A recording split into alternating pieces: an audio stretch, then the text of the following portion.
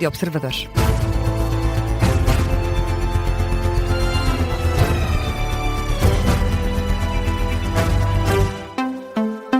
Começa agora o Jornal das 8, edição do jornalista Miguel Videira. E Miguel, o Ministro dos Negócios Estrangeiros, revela que Portugal vai disponibilizar 100 mil euros à Colômbia. Em entrevista à SIC Notícias, há instantes, Paulo Rangel diz também que a ajuda financeira já foi comunicada ao chefe da diplomacia colombiana. Falei com o Ministro dos Estrangeiros colombiano, que tomou posse agora, como sabe, enfim. O Presidente e o seu Governo tomaram posse há cerca de 2-3 dias. Tive a oportunidade de falar com ele hoje às 3h30 da tarde. E de lhe dizer que nós iríamos imediatamente, que aliás, curiosamente, é o mesmo montante que foi disponibilizado pela União Europeia num primeiro momento, disponibilizar 100 mil euros para as ajudas iniciais. Um montante inferior à ajuda que Portugal concedeu à Venezuela na sequência dos terremotos que atingiram o país no passado mês de junho. Ora, o Ministro dos Negócios Estrangeiros justifica. Nós, no caso da Venezuela, foi uma ajuda bilateral, para além de alguma que fizemos no quadro europeu. Mas aí foi uma iniciativa do Estado português, e, portanto, tinha outro alcance. Neste caso, provavelmente nós não vamos mobilizar esses meios. Também não podemos esquecer que, no caso da Venezuela, estamos a falar de cerca de 500 mil de luso-descendentes. A comunidade portuguesa tem uma presença muito densa. Não é o caso na Colômbia. Declarações e explicações de Paulo Rangel em entrevista à SIC Notícias. E com este anúncio, Portugal vai ajudar a Colômbia com 100 mil euros. E é precisamente na Colômbia que vive há 3 anos um português que recorda ao observador os momentos que se seguiram ao terremoto que ontem abalou o país. Um sismo que, de acordo com o último balanço, provocou a morte de 240 pessoas, mais 16 face à última atualização. Não há vítimas portuguesas. Perto de 830 cidadãos nacionais estão inscritos nos cadernos consulares, mas apenas 120 residem de forma permanente no país. É o caso de Bento Martins, engenheiro geógrafo, vive em Bogotá. Ao jornalista Hugo Fortunato Oliveira recorda os momentos do abalo e relativiza os impactos do sismo na capital. Não, em Bogotá está tudo normal. As pessoas aqui já estão habituadas, não houve como não houve grandes danos, as pessoas encararam com naturalidade. Por volta eram 7h30 da manhã e por acaso estava ao telemóvel e recebi uma notificação da Google a dizer que havia um sismo. Como eu já tinha visto notícias da Venezuela, sabia que tinha que me pôr logo a andar, então desci as escadas a correr, sentei-me num banco do jardim, era impressionante, porque parecia que estava num barco em terra firme. Com o solo a tremer, resultado deste sismo de magnitude 7.4. Bento Martins dá ainda conta de dificuldades nos contactos com quem vive e está nas regiões mais afetadas pelo terremoto. Tenho conhecimento de pessoas que tinham familiares e demoraram bastante tempo até conseguir contactar os familiares. Acho que aqui foi ou em Manizales ou em Pereira, que demoraram... Sabiam que se passou algo, não é? Mas tentavam contactar e não conseguiam porque não havia comunicações. Então ficaram preocupadas se era por falta de comunicação da pessoa ou se era geral. Mas pronto, felizmente passados uns minutos viram que era mesmo falta de comunicação. Umas horas conseguiram ver que era comunicações no local e mais tarde conseguiram contactar com outras pessoas. Bento Martins, português residente em Bogotá, na Colômbia, entrevistado esta tarde pelo jornalista Hugo Fortunato de Oliveira.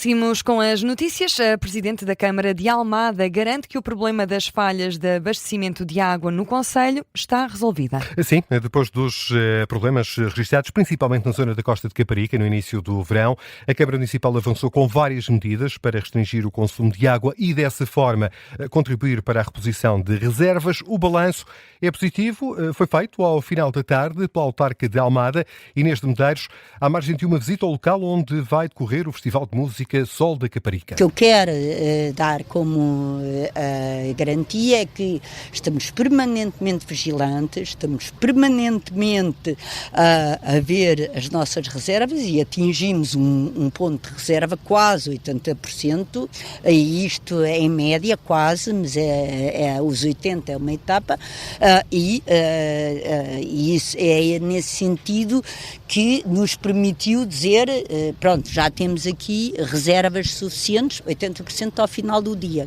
O balanço é feito por Inês de Medeiros. Entretanto, a autarquia decidiu manter a situação de alerta até ao final do mês. Explica a Presidente da Câmara de Almada que por cautela. E Miguel, o Presidente da República, esteve esta manhã na Covilhã no âmbito do Dia Mundial da Juventude, que amanhã se assinala. E foi na Covilhã que defendeu que é preciso criar condições para que os jovens possam permanecer no interior do país. Se assim o quiserem, devem, pelo menos salienta ao chefe de Estado, ter essa opção, assim sejam criadas as necessárias condições. O papel do Estado, sublinhou nesta ocasião o Presidente da República, é essencial. Se houver uma visão estratégica, investimento público que potencie o investimento privado, há condições para que os jovens depois façam as suas opções e possam ficar, se quiserem, possam ir em mobilidade para outras zonas de Portugal ou do mundo e regressar. O que não podemos aceitar é que, passados 60 anos, se volte a emigrar ou a migrar dentro de Portugal por necessidade. Por falta de condições e oportunidades nesta faixa interior do território continental. Declaração do Presidente da República esta manhã na Covilhã, onde almoçou com um grupo de jovens. Antes encontrou-se com representantes de organizações políticas de juventude. E lá estava Guilherme Almeida, da Juventude Comunista Portuguesa, que está a esta hora connosco, nesta edição das 8 da noite da Rádio Observador. Guilherme, boa tarde, bem-vindo, obrigado pela sua disponibilidade. O que é que transmitiu ao Presidente da República? Que inquietações, que preocupações procurou transmitir nesta ocasião? Obrigado pelo convite, mais uma vez, e boa tarde. A Juventude Comunista Portuguesa teve a oportunidade de salientar aquilo que são as nossas preocupações relativamente a esta matéria e aos problemas que as populações e que os jovens do interior sentem neste momento.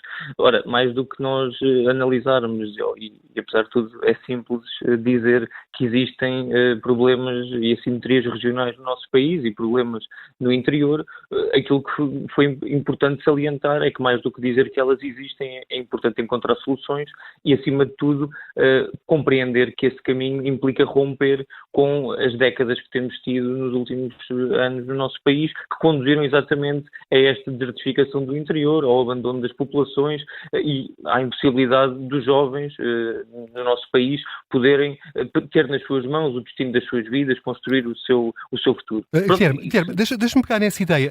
Por que é difícil para um jovem hoje viver no interior de Portugal continental? A vida de um jovem no nosso país, seja ele no interior, seja ele em qualquer espaço do nosso território, abarca diferentes dificuldades, mas particularmente quando nós olhamos para a situação daquilo que são os direitos dos jovens trabalhadores, a precariedade, a falta de emprego que afeta muitos dos jovens do nosso país, a desregulação horária, mas também os problemas na habitação, no acesso à saúde, na habitação, tudo isto são problemas que são gerais ao nosso país, mas que também se sentem com particular intensidade no interior, onde nós assistimos a uma ofensiva muito grande no que toca aos serviços públicos, ao fecho de escolas, ao fecho de centros de saúde, a uma série de serviços essenciais às populações, para não falar das questões dos transportes públicos, do caminho de destruição da ferrovia que o nosso país foi alvo, mesmo no plano rodoviário de ligações dentro destas localidades que não correspondem às necessidades dos jovens e dos trabalhadores e do povo e que no final do dia colocam a possibilidade de construir uma vida assente numa variedade de barreiras que muitas vezes são difíceis de transpor, ou muitas vezes impossíveis, e portanto é também neste aspecto que foi transmitido a necessidade de romper exatamente com este caminho, a partir daquilo que são as posições da JCP e do PCP, nomeadamente na defesa dos serviços públicos, na garantia de trabalho com direitos para todos, na defesa do Serviço Nacional de Saúde, mas também no necessário caminho e discussão que ainda há pouco tempo foi apresentado na Assembleia da República, no caminho da discussão da regionalização, porque lá está, mais do que dizermos que há o problema, é preciso fazer um caminho para esbater estas assimetrias regionais, para ter um novo rumo de desenvolvimento do nosso país, e isso implica, no quadro das assimetrias regionais e dos problemas do interior, a discussão da regionalização democrática e participada com as populações e a juventude. Fica claro aquilo que foi transmitido por Guilherme Almeida, em nome da Juventude Comunista Portuguesa. António José Seguro, o Presidente da República, que hoje teve um encontro com representantes de diferentes organizações políticas de juventude. Foi estabelecido algum compromisso no sentido de ser criado um fórum onde estas questões possam ser discutidas de forma frequente, Guilherme? O que foi colocado no decorrer da reunião é que isto terá a possibilidade das diferentes organizações e as diferentes juventudes partidárias poderem ser auscultadas, contando sempre com uma compreensão da nossa parte de que a JCP estará sempre disponível para discutir aquilo que são os problemas que a juventude enfrenta, mas acima de tudo para discutir as soluções e aquilo que realmente é possível fazer, certo, para transformar essa ideia que há pouco transmitia, Guilherme. Certo, mas ficou então essa promessa do Presidente da República de ter disponibilidade para contactar e ouvir de forma regular as organizações políticas de juventude e pelo menos acolher as propostas e os entendimentos que têm relativamente a estas matérias. Guilherme Almeida, muito obrigado, dirigente da Juventude Comunista Portuguesa. Contactámos também e tivemos aqui representante da JS. Não foi possível ouvirmos os representantes da JSD e do Chega, que também foram convidados para estarem esta tarde aqui na antena do Observador. E assim que fechamos o Jornal das 8, edição do jornalista Miguel Videira, que está de saída. A informação regressa atualizada às 8h30 e já a seguir temos convidado extra.